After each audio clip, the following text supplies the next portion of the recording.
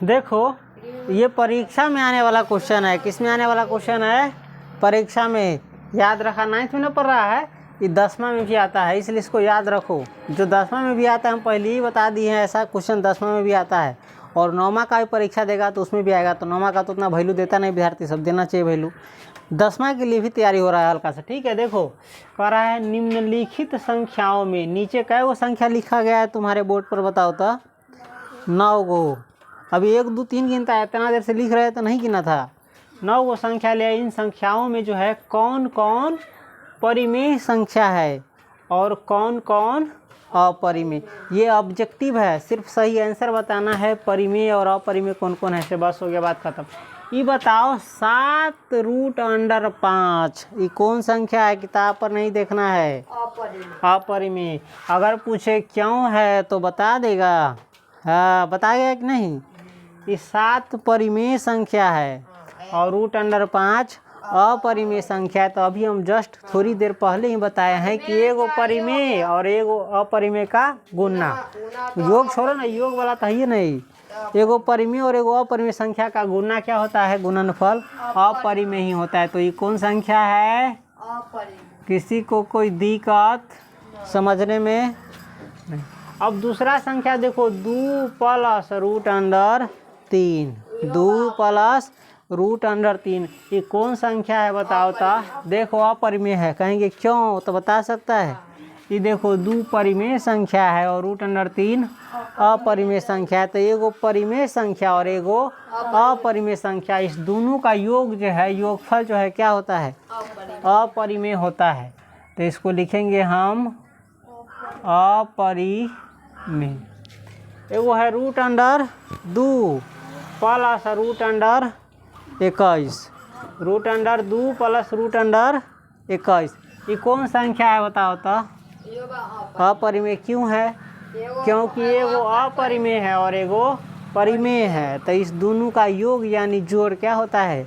अपरिमेय ही होता है। तो ये कौन संख्या हुआ? अपरिमेय। किसी को कोई दिक्कत? ये 1 नंबरी क्वेश्चन है। उसके बाद है π-2। ये कौन बताएगा?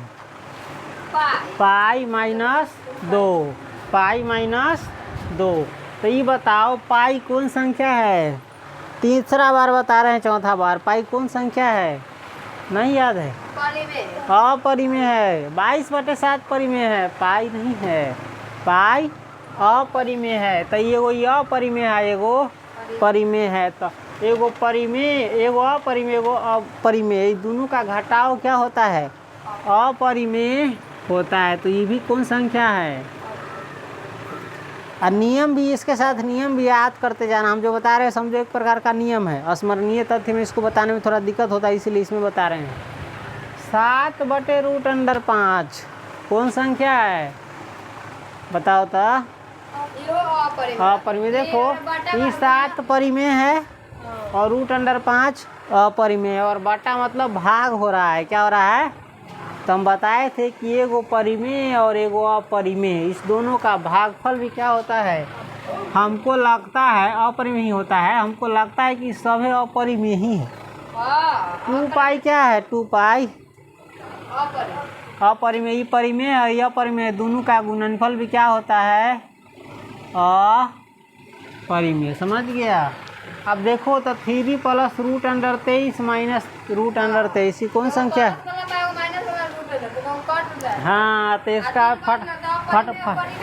फटाक से ना लिख देना, ये बनाने वाला है। फटाक से मत लिख देना, बनाएंगे इसको तो होगा 3 + एगो √23 है और एगो है -√23। तो ये प्लस वाला से माइनस वाला कट जाएगा, बच गया 3 खाली। तो 3 कौन सी है?